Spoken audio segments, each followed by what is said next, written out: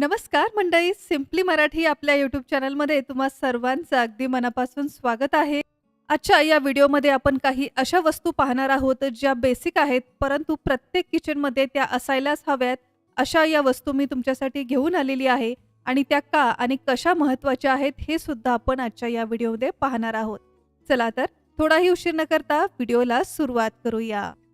आजची आपली खूप महत्त्वाची रोजच्या स्वयंपाकासाठी लागणारी वस्तू म्हणजे हे आहे एक 2 in 1 ऑइल स्प्रेयर किंवा ऑइल डिस्पेन्सर बॉटल, जी बनलेली आहे बोरोसिल ग्लास पासून. रोजच्या स्वयंपाकासाठी लागणारं तेल मी यात ओतून घेतलंय. आपलं जे ट्रॅडिशनल तेलाचं भांडं आहे त्याला अगदी मस्त असं रिप्लेसमेंट मला हे भेटलंय. तर इथे तुम्ही पाहताय हे जे स्प्रे बॉटल आहे त्याचं नोझल अगदी फास्ट असं हलकं स्प्रे केलं तर त्यामधून अगदी फवाऱ्यासारखं तेल यामधून बाहेर येतं. त्याचप्रमाणे हे नोझल अगदी अर्ध किंवा अगदी हलक्या हाताने स्प्रे केलं तर अगदी एका स्ट्रेट स्ट्रीम सारखं म्हणजे अगदी धार आल्यासारखं यातून तेल बाहेर येतं. सॅलडमध्ये, बार्बिक्यू, एअर फ्रायरमध्ये, रोजच्या चपात्या, थालीपीठ, पराठ्यांमध्ये वगैरे लावण्यासाठी हे दोन्हीही फंक्शन अगदी उपयोगाचं आहे. साधी तेलाची फोडणी करायची असेल तर हे स्लाइड बटन प्रेस करताच अगदी सहज तेल सुद्धा भांड्यात तुम्ही ओतू शकता. आणि सगळ्यात महत्त्वाचं म्हणजे तेल ओतायचं असेल, स्प्रे वगैरे करायचं असेल तर कुठल्याही फंक्शनमध्ये या बॉटलचा वापर करताना अजिबात यामधून तेल हे ड्रॉप होत नाही. त्यामुळे आपली तेलाची बॉटल हे तेलकट, चिकट होत नाही, ती स्वच्छ राहते. आणि काचेची असल्यामुळे अगदी कोमट पाण्याने ती सहज स्वच्छही होते. तर अगदी दिसायलाही छान, वापरायलाही सोपी अशी ही तेलाची बॉटल प्रत्येक प्रकारच्या कुकिंगसाठी नक्कीच फायदेशीर ठरू शकते. याला एक अँटी क्लॉगिंग फिल्टर पोर्ट सुद्धा दिलेला आहे, ज्यामुळे तेलामध्ये कुठले अन्नाचे कण जरी असले तरी यामुळे तेलाला प्रॉपर फंक्शनिंग करायला कुठलेही अडथळे येत नाहीत. तर खूपच उपयोगाची अशी ही तेलाची बॉटल मी खरेदी केली आहे Amazonवरून, ज्याची परचेस लिंक मी तुम्हाला या व्हिडिओच्या डिस्क्रिप्शन बॉक्समध्ये आणि कमेंट बॉक्समध्ये दिलेली आहे. त्या लिंकवरती जाऊन त्याची किंमत आणि त्याचे इतर फीचर्सही तुम्ही चेक करू शकता. नेक्स्ट आहे हे अगदी फ्लेक्झिबल असं स्टेनलेस स्टील पोटॅटो मॅशर, ज्याला तुम्ही पावभाजी मॅशर असंही म्हणू शकता. पावभाजी बनवणे, पराठा वगैरे बनवण्यासाठी, भाज्या किंवा बटाटे वगैरे मॅश करण्यासाठी अशा मॅशरचा आपण नेहमीच वापर करतो. आता या मॅशरमध्ये वेगळं असं आहे की साईडला हे जे रॉड आहे ते प्रेस केल्यानंतर याचा जो मॅशर पार्ट आहे तो असा ओपन होतो. यानंतर तो प्रॉपर लॉक होतो, त्यामुळे अगदी कुठल्याही प्रकारच्या भाज्या तुम्ही सहज मॅश करू शकता. वापर झाल्यानंतर पुन्हा हे रॉड प्रेस करायचं आहे तर ते पुन्हा आहे असं फोल्ड होतं आणि त्यामुळे अगदी कमी जागेत सुद्धा ते बसतं. आपल्या जुन्या ट्रॅडिशनल अशा या मॅशरमध्ये आणि यामध्ये फरक तुम्ही पाहू शकता, जो अगदी स्टेडी आहे, त्याचबरोबर उंच असल्यामुळे डिरेक्टली एखाद्या गरम भांड्यामध्ये किंवा कुकरमध्ये किंवा अशा उंच भांड्यामध्ये ज्यावेळेस आपण बटाटे किंवा पावभाजीसाठी भाज्या मॅश करू त्यावेळेस भांड्याची किंवा गॅसची गरम वाफ आपल्या हाताला लागत नाही, चटका वगैरे लागण्याची भीती राहत नाही. आणि जसं मी म्हटलं की आपल्या जुन्या पद्धतीच्या मॅशरसारखा हा असा खूप जागाही घेत नाही. वापर झाल्यानंतर हा पुन्हा फोल्ड केला की अगदी कमी जागेत सुद्धा तो सहज बसतो. नेक्स्ट आहे हे silicon spatula and silicon oiling brush, जे आजकाल प्रत्येक घरामध्ये दिसतातच. ऑइलिंग, मिक्सिंग, बेकिंगसाठी असे हे सिलिकॉन ऑइलिंग ब्रश वापरले जातात. नॉनस्टिक भांड्यावरती सुद्धा अशा या सिलिकॉन स्पॅच्युलाचा आपण वापर करतो. सीमलेस डिझाईन, हीट रेझिस्टन्स आणि फूड ग्रेड अशा BPE फ्री डिशवॉशर सेफ असे हे सिलिकॉन स्पॅच्युले आहे.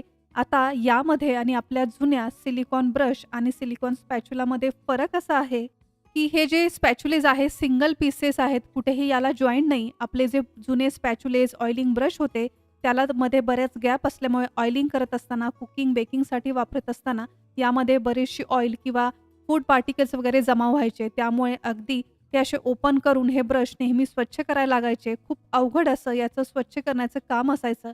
परंतु आता हे जे स्पॅच्युले तुम्ही पाहिले अगदी सिंगल पीस असल्यामुळे कुठेही ऑइल किंवा फूड पार्टिकल्स वगैरे यामध्ये जमा होत नाही. त्यामुळे अगदी सहज स्वच्छही आपल्याला हे करता येतात.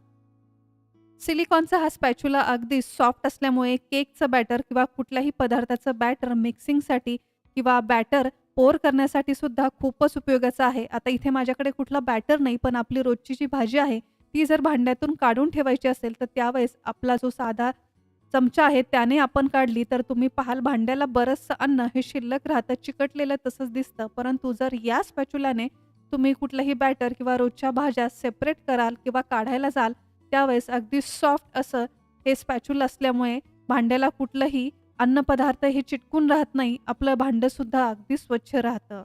आजच्या या व्हिडिओमध्ये दाखवलेल्या सगळ्या वस्तू मी Amazonवरून ऑर्डर केलेल्या आहे. यापैकी कुठलीही वस्तू जर तुम्हाला हवी असेल तर त्याची परचेस लिंक मी तुम्हाला या व्हिडिओच्या डिस्क्रिप्शन बॉक्समध्ये आणि कमेंट बॉक्समध्ये सुद्धा दिलेली आहे.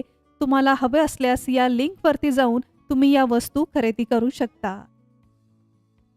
नेक्स्ट आहेत हे लाकडी चमचे जे आजकाल अगदी हव्या त्या लहान मोठ्या आकारामध्ये सहज आपल्याला मार्केटमध्ये मिळतात.